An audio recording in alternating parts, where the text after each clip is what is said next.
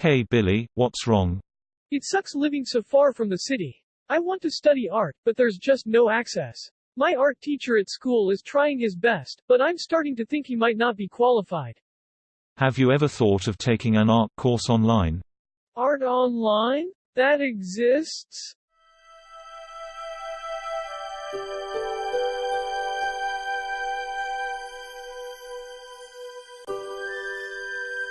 There are many students just like Billy who could benefit from an online art education. Smaller schools, schools in rural areas, or financially disadvantaged schools all have low levels of access to qualified specialists for art education.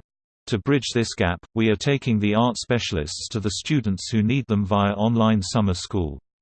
By offering asynchronous courses, this class can benefit any students who may have reason to take a summer art course, but require a flexible schedule. In providing a virtual environment for students to discuss such personal products as expressive artworks, we are also creating a sense of anonymity which can help students feel more comfortable and more open with the process.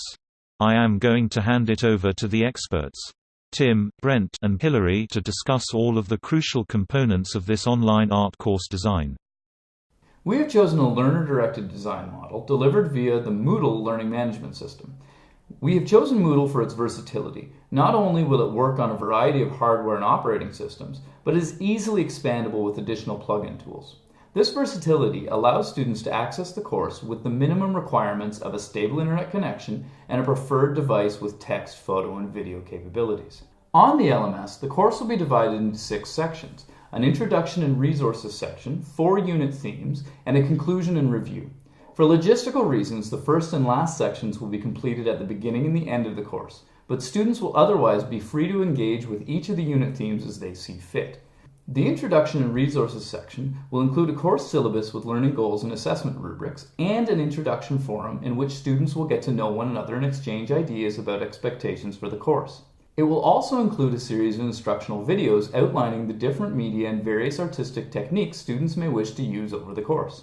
The student-directed units will each have a theme: identity, appropriation, conflict, and harmony. Students are free to explore these themes as they see fit in any order they see fit. The weekly expectations are that students post resources and artwork related to the unit themes. They will post learner-found resources based on their interpretation of the themes and will then comment on their peers' posts. They will also keep a digital process journal of their ongoing artwork. At the end of the week, they will post a completed artwork into their process journal and participate in a discussion forum critique of their peers' work. The final section, conclusion and review, will be dedicated to reflections, self-evaluation, and course feedback.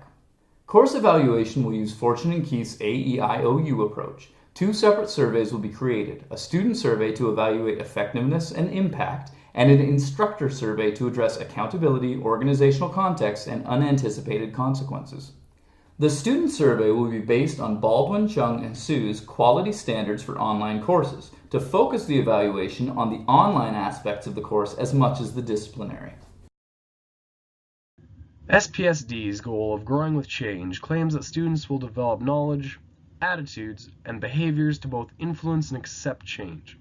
By actively being required to use differentiated artistic strategies, even the most proficient artists will see the positive attributions of changing their imaginative thinking. SPSD's goal of creating a sense of personal worth and dignity will be achieved when students are completing art. They will feel a sense of accomplishment and increased self-worth knowing that they have met outcomes that not everybody is capable of.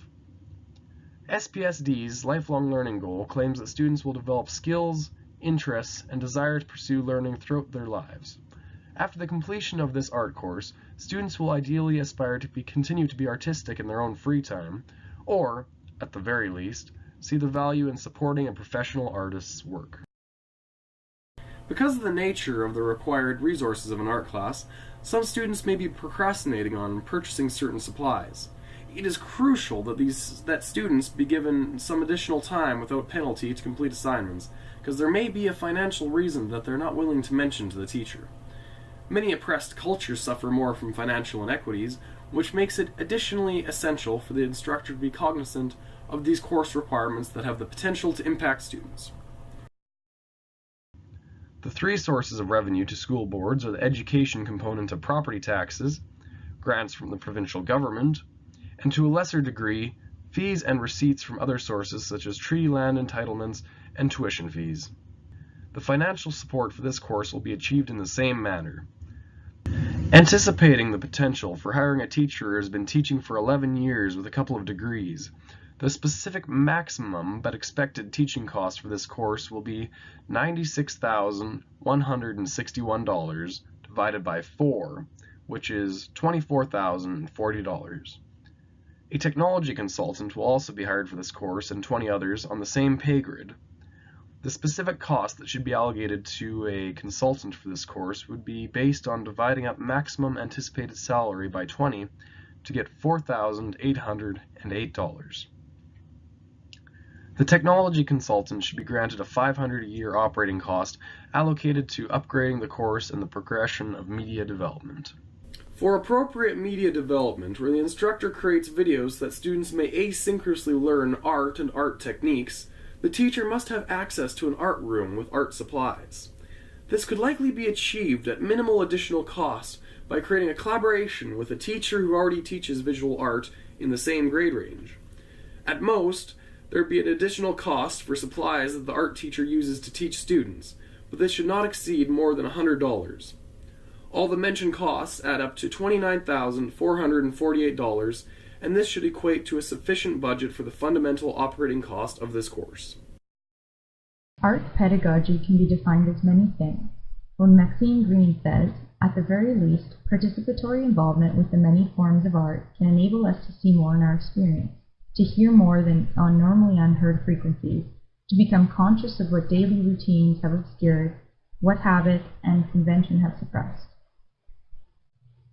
Visual art can include a variety of materials, subjects, and styles, and because of its versatility, it allows students to be in charge of their own learning. There are many reasons why we believe that visual art could be more easily offered online as an integrated class. Within visual art, students have the freedom to express themselves without fear of rejection or ridicule. This is a very positive thing because oftentimes there aren't other courses that they are taking where they are able to do this in the same way. Teaching visual art is unlike other subjects because of its ability to be adapted by each student. Visual art can be an experiential form of practice that can derive from a person's individual experience, a group experience, or others' experiences, all the while meeting curricular outcomes and goals.